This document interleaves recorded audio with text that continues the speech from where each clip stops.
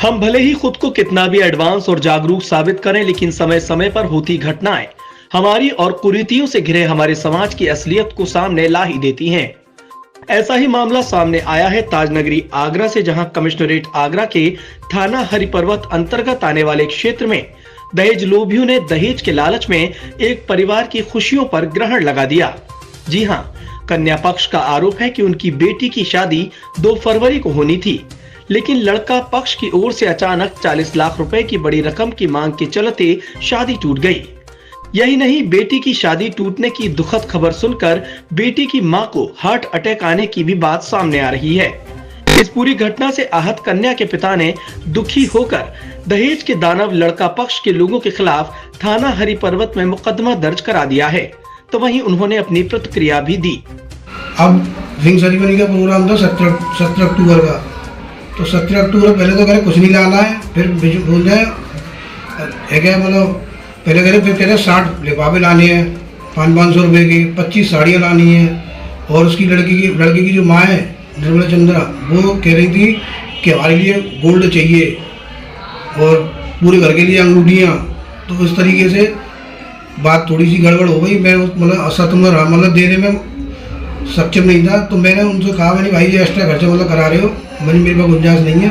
तो इसी बात को लव लगा के मेरी बेटी का रिश्ता मैंने तोड़ दिया।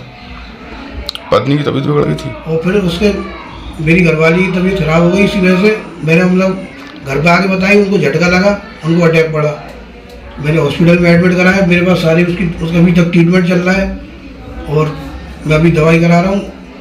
और अभी दो दिन पहले मतलब उन्होंने उल्टा मेरे पास नोटिस भेज दिया है कि साहब मेरा 25 लाख रुपए के मतलब ज्वेलरी दबा के और मतलब घर बैठे हुए हैं। और उस तरीके से मतलब वहाँ से, और उसको महेंद्र को बीच में जो बीच वाला है। आपने भी थाने में मुकदमा दिखाया है? मैंने सर अपनी FIR करा दी है। और देखो, मैं सरकार से मतलब गुजारिश करता हूँ कानून से, जो अगर मेरी मतलब मदद कर दे तो मैं अपनी बेटी को मतलब दूसरी जगह शादी कर पाऊँगा। लेकिन मैं तो सर कहीं का नहीं रहूँगा। मैंने तो उनकी डिमांड पूरी करने के चक्कर में प्रॉपर्टी तक बेच दी। कितने रुपए खर्च हो गए अब तक? अब तक सर 8-10 लाख रुपये मेरा खर्च हो चुका है। अच्छा, और ये बता रहे हैं कि इनका कोई इतिहास वगैरह भी आपने निकाला है? इतिहास वगैरह तो सब वहाँ के लोगों ने मुझे बताया। मैंने जब उनकी जानकारी करी, उनके बारे में पूछा ताजा है, तो मतलब उनकी जानकारी हुई है। तो ये तो बहुत फ्रॉड आदमी है।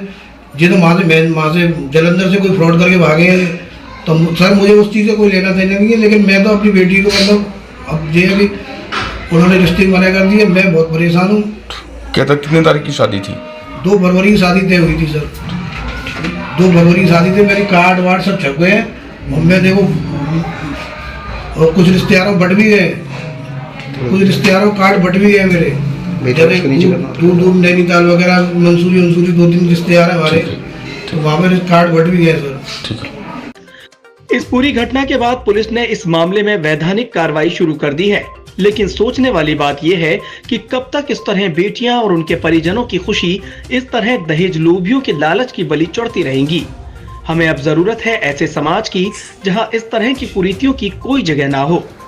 आगरा से अपने साथी उस्मान अली के साथ जावेद खान की रिपोर्ट।